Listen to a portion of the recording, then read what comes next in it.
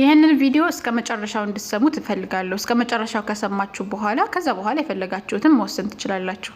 እስከ መጨረሻው ግን ስሙት። ባረከላሁ ፊኩም።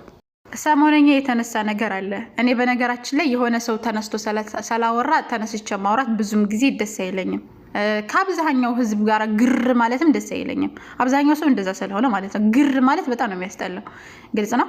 ነገር ግን አንዳንድ ጊዜ የሆነ ቦታ ላይ ማውራትና መናገር ያለባችሁ ቦታ ስላለ እኔም መናገር አለብኝ ብዬ ሰላመንኩበትኝ መናገር እፈልጋለሁ። ሰሞኑን የተነሳ ነገር አለ። የተነሳው ነገር ምንድነው? ሴት ልጅ ማስተማር ትችላለች ወይስ አትችልም በሚለው። በዚህ ዙሪያ ላይ ክርስቲያን ወገኖች ምስልምና ሴቶችን ጨቆኗን እያሉ ሴት ልጅ ማስተማር እንደማትችል አድርገው ሲያቀርቡ ተመልክቻለሁ። ቪዲዮዎችን ቆራርጠው ማለት ነው። በመጀመሪያ ደረጃ ምንድነው ዝንጀሮ የራሷ መላጣ አይታያትም የሚል ነገር አለና እናንተም መጀመሪያ የራሳችሁን መላጣ ድፈኑ። እሺ፣ የራሳችሁን መላጣ ምንድነው ጸጉር አብቅሉበት መጀመሪያ። አንደኛ ቆሮንቶስ ምዕራፍ 14 ከቁጥር 34 ላይ ሴቶች በማህበር ዝም ይበሉ ብሎ ያዘዛችሁ እናንተን ነው እንጂ እኛ አይደለንም። ህግ እንደሚል ደግሞ እንዲገዙ እንጂ እንዲናገሩ አልተፈቀደላቸውም እናለ። ስለዚህ ተገዢ ባለሽን ተገዢ ቤትሽ ቁጭ ብለሽ እንጂ በፍጹም እንድትናገሪ አይፈቀድልሽም። ለሴት በማህበር መካከል መናገር ነውር ነውና ነውር ስለሆነ ምንም ሊማሩ ቢወዱ መማር እንኳን ከፈለግሽ በቤታቸው ባሎቻቸውን ይጠይቁ ብሏል። ስለዚህ ባላችሁን ጠይቁ። እሺ፣ እዚህ መጥታችሁ እኛ ጋር አታውሩ። እናንተ ጋር እንድታወሩ በፍጹም አይፈቀድላችሁምና። ሲቀጥል ወደ እስልምና ስመጣ እስልምና አላህ Subhanahu Wa Ta'ala ሴት ልጅ አታስተምር ብሎ በሐዲስና በቁርአን የተነገረበት አንድም ቦታ ላይ የለም። ሲቀጥል ደግሞ አንድ የሚከለክል ቦታ የለም። በተቃራኒው የሚፈቀድበት ቦታ እንዳለ እኔ በማስረጃ ሰጣችኋለሁ። እንደዚሁም ብዙ ሙስሊም ወንድሞችና እህቶች የተወዛገባችኋሉ። የሴት ልጅ ድምጽ አውራ ነው ባክሽ የሴት ድምጽ ምናምን እያላችሁ ታወራላችሁ። አንድ ቦታ ላይ የሴት ልጅ ድምጽ አውራ ነው እያለ የሚናገር የቁርአንም ሆነ የሐዲስ ማስረጃ የለም። ገጽ ነው። በሌለ ነገር አታውሩ።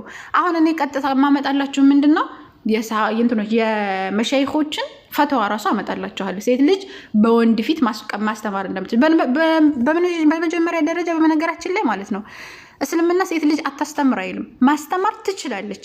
ግልጽ ነው። ይሄን ሁሉም ዑለሞች ይስማማሉ ማስተማር እንደምትችል። ነገር ግን ምንድነው ልዩነት ያለው ሲባል በወንድ ፊት ማስተማር ትችላለች ወይስ አትችልም በሚለው ላይ ነው። በዚህ ደግሞ ማስረጃው ከፍ የሚለው የትኛው ነው በሚለው ላይ ማስረጃ እናመጣለን። ሴት ልጅ ማስተማር እንደምትችል በመጀመሪያ ታላላቅ ሙሐዲሶች የነበሩት አንሻ ረዲየላሁ ዐንሃ ጨምሮ እነ ፋጢማ እነ ታላላቅ ሰሃቢያቶች ማለት ነው እነ ሙሰለማ ታላላቅ ሰሃባዎች ከነሱ ነው ሐዲስን የዘገቡት። ወደኛ ያስተላለፉልን ከነሱ ዘግበው ነው እንጂ በምልክት ቋንቋ አይደለም የነገሯቸው በዛን ሰዓት። ግልጽ ነው። ሐዲስን በሚያስተላልፉ ሰዓት ሐዲስ የተላለፈልን ከሰሃባዎች ከታላላቅ ሙሐዲስ ሴቶች ነው። አንሻ ረዲየላሁ ዐንሃ ብቻ ከ2220 ምናምን ሐዲስ አስተላልፋለች። እነ ኡሙ ሰለማ እነ ፋጢማ ረዲየላሁ ዐንሃ እነ ኸዲጃ ረዲየላሁ ዐንሃ በጣም ብዙ ሰሃባዎች ሐዲስን አስተላልፈውልናል። ስለዚህ እነሱ ያስተላለፉልን ደግሞ ለወንዶች ነው። ወንዶች ሲያስተላልፉ እነሱ ሀያ ስለሌላቸው አይደለም ሀያ የላቸው ምናምን እያላችሁ እዚህ ጋር የምታወሩት። ሲቀጥል የተከለከለው ታዲያ ምንድን ነው ከተባለ ድምጽን ማለስለስ ነው። ለዛም ነው አምላካችን አላህ Subhanahu Wa Ta'ala በሱረቱል አሕዛብ ምዕራፍ 33 ከቁጥር 32 ላይ ያ ኒሳ አነቢይ እናንተ የነብዩ ሚስቶች ሆይ ለስቱና ከአሐድም ሚነኒሳ እናንተ ልክ እንደማንኛውም ሴቶች አይደላችሁም። እንተቀይቱና አላህን የምትፈሩ ከሆነ ፈላ ተخضعن بالقول በንግግራችሁ ድምጻችሁን አታለስልሱ አለ። ንግግራቸውን አይደለም እዚህ ጋር የከለከለው ነገር ግን የከለከለው ነገር ምንድነው ከተባለ ድምጽን ማለስለስ ነው። طيب فيطمع الذي في قلبه مرض ከልቡ ላይ መረጥ ወይም በሽታ ያለበት ሰው ስለሚፈተን እንዳታለስልሱ ድምጻችሁን ብሎ ነው እንጂ የከለከለው። وقلنا قولا معروفا እንደውም ምንድነው ያለው መልካም ንግግርን ተናገሩ ብሎ ነው የፈቀደ። ተናገሩ በፍጹም አልከለከለንም። ግልጽ ነው። ያላህ መልእክተኛ አለይሂ ሰላቱ ሰላም በልጓኒ ወለው አያ ብለዋል። አንዲት ንግግር ከኔ ብትሆን አስተላልፉ ብለዋል። ስለዚህ እኔ ከጌታዬ የደረሰኝ ከመልእክተኛው ሰለላሁ ዐለይሂ ወሰለም የደረሰኝን እያንዳንዱን ነገር አስተላልፋለሁ። የሚከለከለኝ ምንም ነገር የለም። ያለ ማስረጃ ዝም ብላችሁ አታውሩ። ሲቀጥል ደግሞ ምንድነው የመሸይኾችን ፈተዋ ቀጥያ አስቀምጥላችሁ የነ ሼህ ኢብኑ ባዝ ታላላቅ የሱና ዑለሞች በነገራችን ላይ ኢብኑ ባዝን እንግዲህ ሁላችሁም ታውቁታላችሁ ያስባሉ። እንከተላለን እያላችሁ የምታወሩ ሰዎች ኢብኑ ባዝን አናቅም አትሉኝም። ስለዚህ የኢብኑ ባዝን ቀውል አመጣላችኋለሁ ፈታውን። እሱን እስከ መጨረሻው ሰምታችሁ ራሳችሁን ወይ ውቀሱ ወይም አስተካክሉ። በተጨማሪ አትሳደቡ። የምትሳደቡ ሰዎች መሳደብ በነገራችን ላይ የሙስሊም ባህሪ አይደለም። በጣም አስጠሊታ የሆነ ነገር መሳደብ ነው። እናንተን አላህ ሂዳያ ይስጣችሁ ነው የምላችሁ። አትሳደቡ። የሆነ ነገር እንኳን ማስተማር ካለባችሁ ትክክል አይደለሽም እንኳን ብላችሁ ከተናገራችሁ ከስድብ አይ ይሄ ነገር ስህተት ነው ብላችሁ ሞግቱ። ያንን ነገር ለምትናገሩት ነገር ደግሞ ማስረጃ አቅርቡ። ያለ ማስረጃ ዝም ብሎ ሰዎችን ጀጅ ማድረግ ልክ ስላልሆነ ማለት ነው። ያን ነገር ሰላመንኩበት ነው እንጂ ዝም ብላችሁ እናንተ ግር ሳላላችሁ ተነስታችሁ እኔ ተነስቼ ግር ማለት ብዙ አልወድም። በጣም ነው የሚያስጠላኝ ነገር ማለት ነውና ሰሞኑን ደግሞ ድምጽሽ ደስ ይላል ድምጽሽ አምራ ምናምን እያላችሁ አብራችሁ ግር የምትሉ ወንዶች ብሎክ አድርጋችሁ ዞር ማለት ትችላላችሁ። እኔ ተከታተልን ብዬ አልጠራኋችሁም። ስለዚህ ፎሎዊን አንስታችሁ መሄድ ትችላላችሁ። እሺ እኔ ተከታተሉኝ አላልኩኝም። ድምጽ የሚፈትናችሁ ከሆነ መሄድ ትችላላችሁ። እኔ ግን ዲኔ ግን አልከለከለኝም። ዲኔን አስተላልፋለሁ። ማንንም አይከለከለኝም። እሺ እናመሰግናለሁ። አላህ ይحفظكم። በንግግር ያስቀየምኳችሁ ካላችሁ አፉ በሉኝ። ወደ ፈተዋው إذا ننتقل إلى رسالة أخينا حيدر عبد الله أبو ديان من السودان. أخونا يقول: هل يجوز للمرأة أن تخطب في جمع من الناس فيه رجال ونساء وبواسطة مكبرات الصوت باسم الدين وتصوير تلك الندوة كما يسمونها بأفلام الفيديو ويتم توزيعها داخل وخارج البلد وكل ذلك باسم الدين؟ وهل في الإسلام قاعدة اسمها الغاية تبرر الوسيلة؟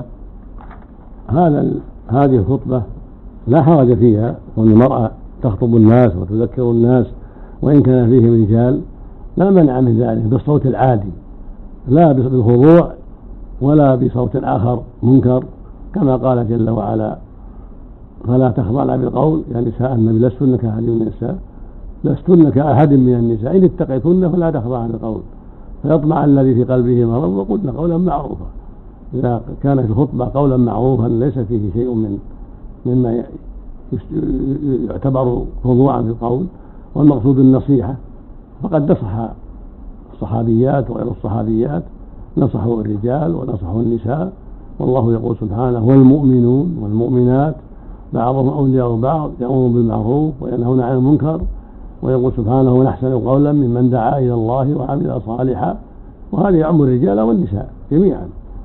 فإذا خطبت وذكرت ودعت إلى الله فلا بأس بذلك بشرط الصيانة والبعد عن الخلوة بأي رجل من غير محارمها ومع الحجاب، كل هذا لا بأس به. أما التصوير هذا هو الذي ينكر، فإنها لا تصور إلا إذا كان تصويرها وهي مستورة متحجبة في وجهها وكل شيء فلا يضر تصويرها، لكن جنس التصوير ينبغي ألا يفعل في هذه المسائل، بل ينبغي أن يقيد بأن يسجل سماعا من دون صورة، لأن الصورة أصلها ممنوع ومحرم كما قال النبي صلى الله عليه وسلم: أشد الناس عذابا يوم القيامة المصورون.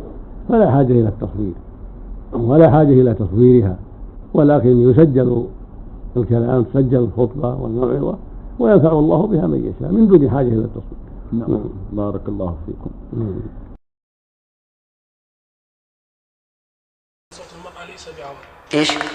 الأساس أن صوت المرأة ليس بعورة. نعم. كيف كونها في الصلاة يعني بالتسبيح يكون فتنة؟ اي نعم.